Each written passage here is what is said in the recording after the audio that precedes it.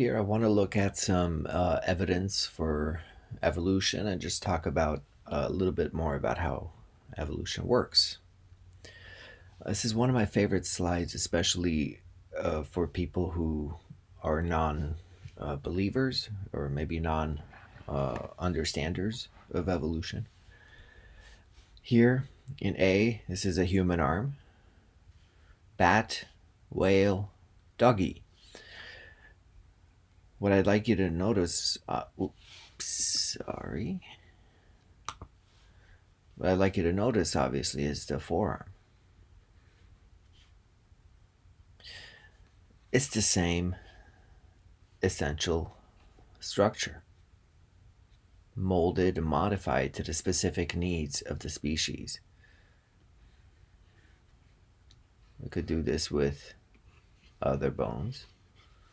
Yes?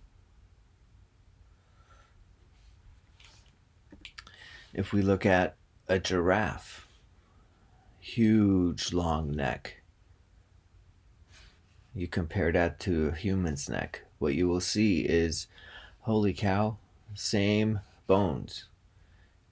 The giraffes are elongated and stretched wide, but they're the same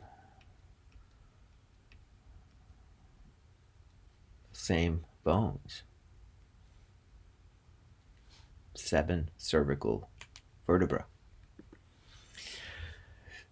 This is a butterfly with coloration that kind of sort of looks like a predatory bird, because little birds eat butterflies and big birds, predatory birds, eat little birds.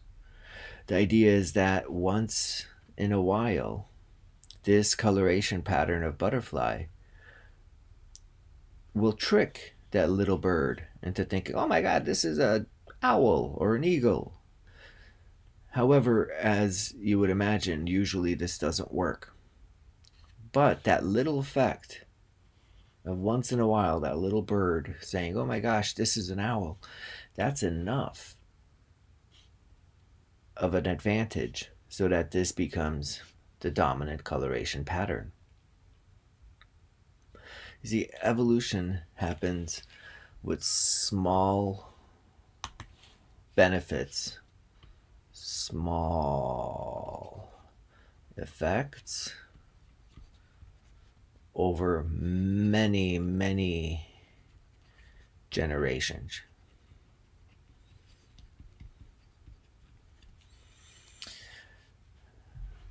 Also, just something I think I forgot to mention earlier, you tend to see evolution happen much quicker for animals, living organisms that have shorter life cycles. For humans, we live 80 years. It's difficult to easily see evolution happening on this kind of time scale.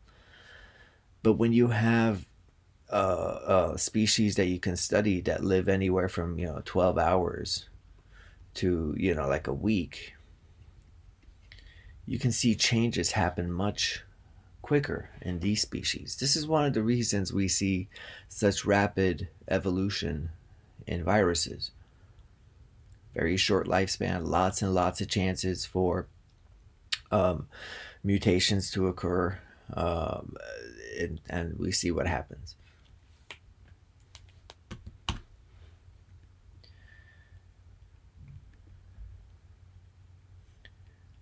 Let's talk about brain size. Now, there are, and how it relates to how cognitively advanced the animal is. The bottom line is that there's no clean relationship. So there are two ways you could look at brain size. You could take a giant animal and take their giant brain, take us and take our normal brain, and take a little rat brain and say, okay, this is bigger than this and this is bigger than this. Is this animal smarter than this one, than this one? And you see, no. A whale or an elephant has a much bigger brain than us, but we're far more advanced than them. So this absolute brain size comparison doesn't really tell us anything. On the other hand, we could look at relative or proportional brain size. Here, you're looking at uh, how much, what proportion of total body weight is made up of brain. Gosh, I got to get better at these underlining. What percentage of total body weight is brain? And you see, for humans, we're doing pretty good.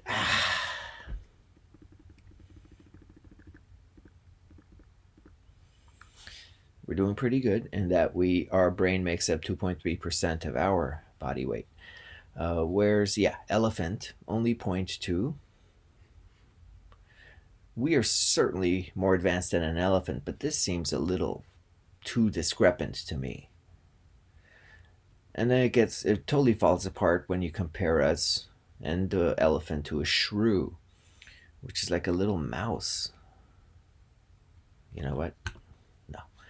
Uh, their brain makes up 3.3% of their body weight. So there's no real rhyme or reason when it comes to brain size as it relates to cognitive abilities. One thing I can say is that within a lineage, like if you compare us to our nearest relatives, the primates, you see that there is a general trend that the more proportional brain size you have, the more advanced the creature.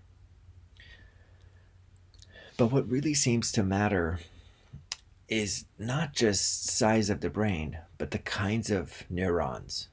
See, not all parts of brain are equally capable. Obviously, every part of the brain is different and does different things.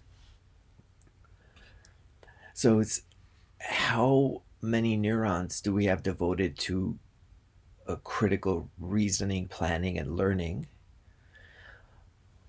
But also, it's about the connectivity, the network of neural connections that is your brain. We look at the brain, but it's really just a networking of connections just going all over the place. And it's systems level activation that seems to give rise to abilities.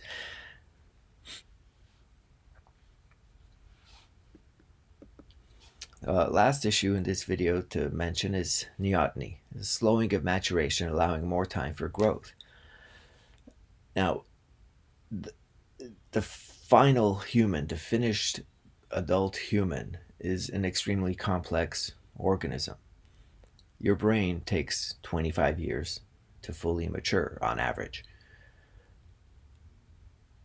This level of complexity, we think, is why humans are so slow to develop. I always joke about how pathetic and useless a newborn baby is. I mean, my gosh, they sit there, they wiggle, they can't stop moving, they poo themselves, they can barely suckle. Some of them even need a lot of help with that. Anyhow, it takes a long time to grow a functioning human, and this concept is neoteny.